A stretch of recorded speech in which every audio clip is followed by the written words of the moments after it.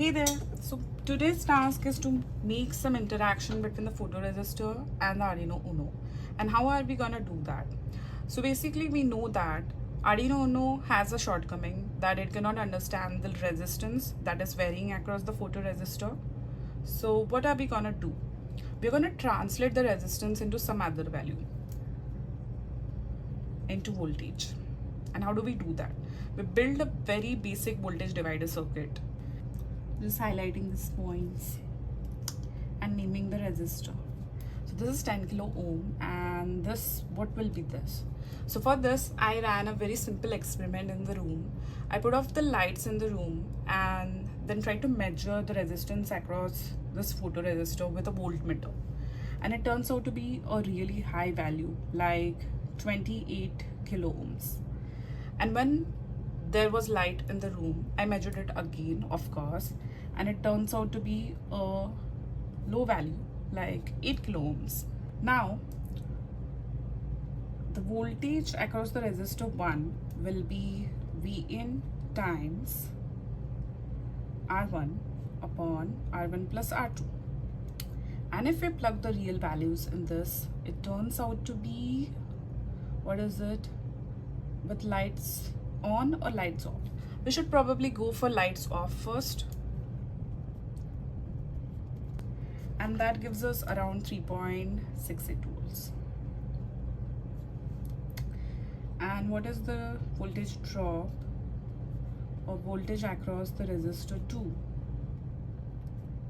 It will be 10 plus 28, and that turns out to be 1.3 volts.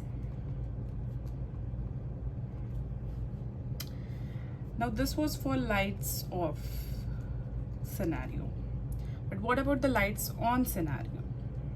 So for lights on scenario, we would again calculate the voltages, because our R1 has varied, and it turns out to be, why am I writing the formula again?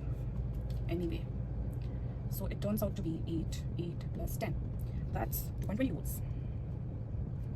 And for VR2, it should be 10 times 8 plus 10, and that turns out to be 2.77 volts. That is the beauty of electronics. Both of these values add up to 5, and both of these values also add up to 5. Now since we have translated the resistance into voltage, what do we do next? So I got an Arduino Uno here, and I can see there are some analog pins here. So analog pins are more of like a gateway to real world signals. So what we can do is, we can put our analog signal here, and it will try to read one of these values. I'll probably go for this one, because when there is darkness, we would get a very low ADC value, and when there is light, we would get a high ADC value. And that kinds of, like, it's intuitive. So let's do that. And our experiment is set up here on the circuit board. When the photoresistor isn't covered, the value is 600 plus, and when I cover it, it drops down to 248. So yeah, it's working.